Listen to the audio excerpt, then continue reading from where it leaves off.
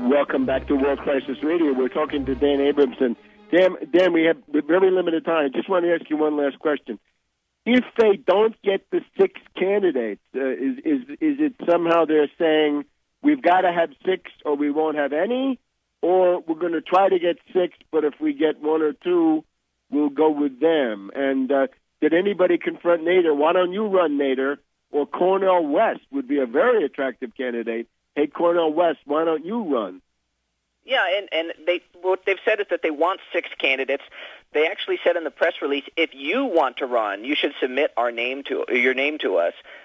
So no one has officially announced. And I want to try to stay a little bit positive here. You know, if one of these guys gets in the race, it does start the conversation. It does get this idea out that Obama can be defeated. But no one has specifically run. My hunch here is that Nader's going to run. If you look at the people that have endorsed this letter, it looks like a classic group of people that will get behind Nader, but no one has announced yet. And I just want to put out the number. If people want to call Peter DeFazio's office, just very quickly, 202-225-6416. If you want to call Marcy Kaptur, 202-225-4146. I've called her office. It helps, and just say, we'd like you to run for president. You know, we don't need more austerity demagogues. We need to defend our economic rights. Obama means war, more austerity, more cronyism with Wall Street. But there's nothing specific on Nader running just yet, Webster. Okay, great. We'll come back next week and give us a profile on that Occupy Wall Street gang, right? The very gosh, yeah. Soros, yeah, very, very, very depressing. A lot of splinter groups. Not in the right direction. Thank you, Dan. We'll see you next week. Now, appreciate it, ahead, since we have very limited time, just on the financial complex, the Volcker rule. Remember the Volcker rule put into the Dodd-Frank FinReg? Well, there's an attempt by the regulators to gut that one, too, saying, the Volcker rule has got to be softened so that you can do proprietary trading as a hedge against your own portfolio. Well, that means you can do whatever the hell you want, and that entire provision is simply reduced to meaninglessness, which was maybe what Volcker had in mind at the beginning. Secondly, in terms of the need to raid and shut down and arrest the various ratings agencies, here's the Wall Street Journal, Tuesday, September 20th, U.S. probes rating cut trades, and it means insider trading, people who learned from Standard & Poor's or the U.S. federal government somewhere, the Treasury or someplace else, that the downgrade was coming and who made their bets before the downgrade became a certainty and made out like bandits. Another reason to get those ratings agencies under the microscope. I hope Michele Ruggero over there in Trani, Italy, has got a subscription to the Wall Street Journal so he can read that article. Maybe somebody wants to send it to him. Tuesday, September 20th, U.S. probes rating cut trades. It's the headline story, top headline in the Wall Street Journal. And then, of course, in terms of the program, we're hearing, has the Fed run out of ammo? Has it run out of bullets? Has it run out of arrows? Is there no rabbit in the hat? Well, we have the answer to all of that. Fed credit stimulus. They've tried everything. Fiscal stimulus, that was the stimulus bill, failed. That was the monetary stimulus of the Federal Open Market Committee, the famous pushing on a string. We need credit stimulus, $1 trillion for openers, for starters, $1 trillion tender offer, 0% bonds will be bought, 100-year maturities, build the infrastructure to last 100 years, and pay it off at the rate of 1% a year over that century. Goal, 30 million jobs. The twist is essentially nothing. By selling in the short end and buying in the long end, the Fed will raise the interest rates in the short end and lower them in the long end, so the bankers are screaming that's their racket, that's how they make their money, and that is then being undermined. All right. That's the financial front. Now, much world historical news. Let me start with the one I think is probably the most ominous.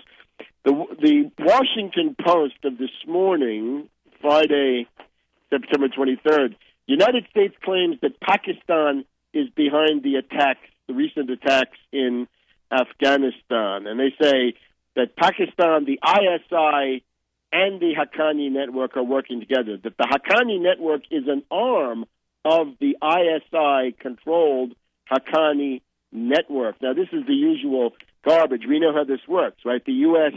is trying to make a deal with the Taliban. They're not getting anywhere. Ambassador Crocker is complaining that they're so intractable. And the Pakistanis have to place their bets with the Haqqani network. So everybody's on the same footing, except that the U.S. is the invader and the aggressor.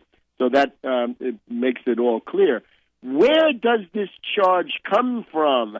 Well, it comes from General Petraeus, our dear friend General Petraeus, the Bonapartist threat, the new head of the CIA. He's been in power for less than 2 weeks, and already he is attacking much of the world. Here's a paragraph hidden on the jump page of the Washington Post, Friday, September 23rd, 2011.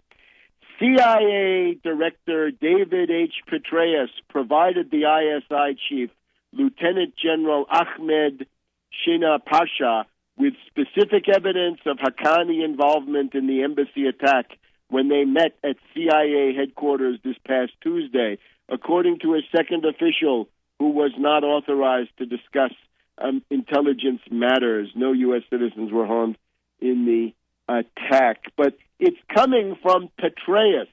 So we had in the first weekend of his tenure, that was 9/11, we had that idiotic warning of a credible threat, although not specific or whatever it was. That was Petraeus, and now we've got Petraeus pushing Admiral Mullen, who's the guy this is all attributed to, Admiral Mullen telling the Congress in hearings that it's the Haqqani network and they work for Pakistan. Well, the question there is the U.S. attack on Pakistan had been brought to a halt really for quite a while, or at least slowed down remarkably, by that Chinese ultimatum when Beijing said we will treat any attack on Pakistan as an attack on us. That seemed to stop the U.S. at least for a while, but not now.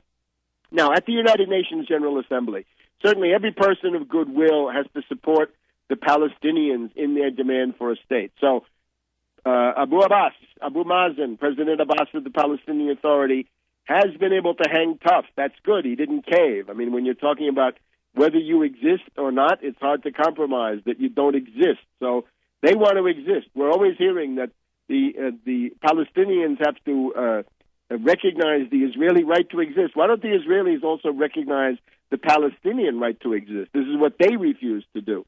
So at the UN General Assembly, we can see, first of all, that this process is now going. I would say, bravo, President Abbas. You've advanced the cause of Palestinian statehood, and you have largely brought the Arab Spring to a halt. By the way, it's now the Arab autumn, and it looks like winter is coming on. The Arab winter is coming faster than anybody can imagine. This entire exercise in demagogy, freedom and democracy for everybody, not for the Palestinians, down with all the countries that are a problem or an embarrassment or an enemy of the United States, and therefore hypocrisy. Obama should get the Nobel Prize for hypocrisy for what he's done at the United Nations this week. Obama promises the U.S. will veto the Palestinian state. If that veto can be brought about, that will, in effect, be the final epitaph, dead and buried, Arab spring, Arab fall, Arab winter, R.I.P., all gone. In one of the Arab newspapers this morning, Obama declares war on the Arabs. Yes, you finally figured it out. That's what it's been all along, but we didn't mean. So, kudos for President Abbas, and everybody, I think, in the world, every person of goodwill will support the Palestinian bid for statehood. The overwhelming majority of humanity wants it. We'll be back in a minute on World Crisis Radio.